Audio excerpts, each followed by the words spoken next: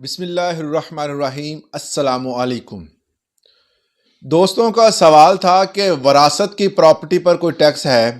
पिछले दिनों मैंने एक वीडियो बनाई थी कि अगर आप कोई प्रॉपर्टी सेल करते हैं या आप कोई प्रॉपर्टी किसी दूसरे बंदे को ट्रांसफ़र करते हैं या रजिस्ट्री करवाते हैं, सबका एक ही पर्पज़ है कि प्रॉपर्टी को एक बंदे के नाम से दूसरे बंदे के नाम पर लीगल तौर पर ट्रांसफ़र कर देना।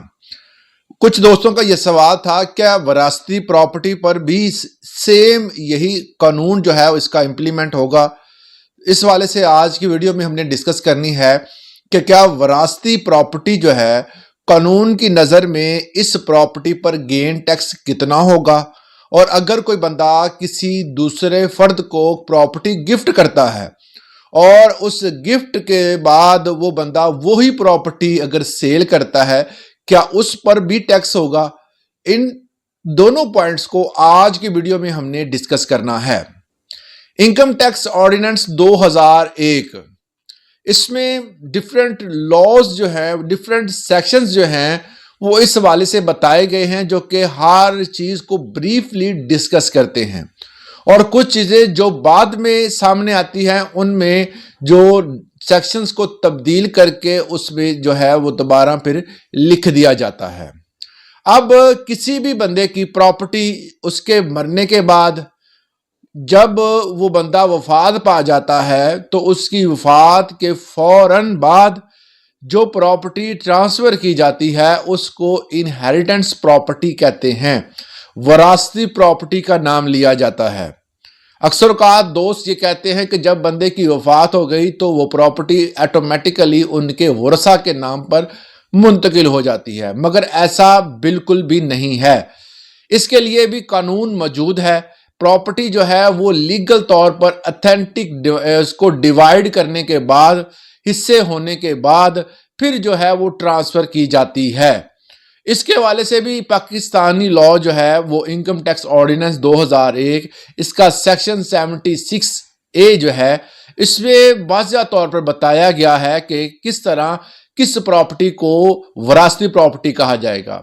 वालिद के नाम पर, वालदा के नाम पर जो भी प्रॉपर्टी या आपके बड़ों के नाम पर जो प्रॉपर्टी होती है, जब उसको तकसीम के बाद आपके नाम पर ट्रांसफर किया गया, मतलब सेक्शन 76 में यह बताया गया है कि A minus B is equal to tax. अब A क्या है, B क्या है और टैक्स कितना होगा, इसमें यह बताया गया है कि जब आपकी प्रॉपर्टी जो है आपके नाम पर ट्रांसफर हो जाती है, मतलब यह है कि आपके वालिद की प्रॉपर्टी थी, फॉर एग्जाम्पल मैं एग्जाम्पल दे रहा हूं कि वो प्रॉपर्टी आपके नाम पर ट्रांसफर हुई, उस दौरान जो आपके एक्सपेंसेस आए, मतलब आपने उसको ट्रांसफर करने के हवाले से जो लीगल फीस अदा की, जो आपने स्टैम्प पेपर खरीदे, जो आपने उसके इंतकाल की फीस दी, और तमाम तर जो आपने डॉक्यूमेंटेशन पे जितना पैसा लगाया और उसकी वैल्यू के मुताबिक A को माइनस कर दिया जाएगा B से। अब B क्या है, B वो वैल्यू है जो करंट वैल्यू DC और FBR जो दोनों में ज्यादा अमाउंट की होगी उसमें से इसको माइनस कर दिया जाएगा, और माइनस करने के बाद आपका जो उस पर प्रॉफिट होगा उसको गेन तस्वर किया जाएगा। और अक्सर औकात ये दोस्त ये कहते हैं कि जी हमारी प्रॉपर्टी तो लॉस में जा रही है, तो भाई हुकूमत को इससे कोई गर्ज नहीं है। आपकी प्रॉपर्टी चाहे वो आप लॉस में, अगर आप दोस्त ने कल एक सवाल किया कि मैं 8 लाख की मैंने मरला प्रॉपर्टी ली है, एक दुकान ली 8 लाख की मरला, और अब वो सेल हो रही है 4 लाख की और DC रेट जो है वो 10 लाख है, तो मैं इसमें क्या करूं। अब भाई आपने जब प्रॉपर्टी खरीदी, फायदे भी प्रॉपर्टी डीलर ही लेते हैं ना। आपने जब प्रॉपर्टी खरीदी थी तब आपने उसमें फायदे के लिए खरीदी थी। अब मार्केट रेट डाउन हो गया है तो इसमें जो मुनाफा अगर नहीं आ रहा तो लॉस भी आप ही ने बर्दाश्त करना है।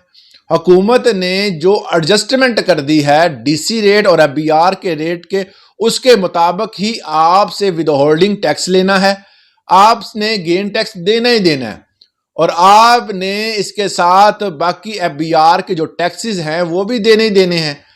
तो ये क्लियर कर लें कि आप चाहे लॉस में जा रहे हो, हुकूमत ने अपने बनाए हुए क्राइटेरिया के मुताबिक आपसे टैक्स ले लेने हैं।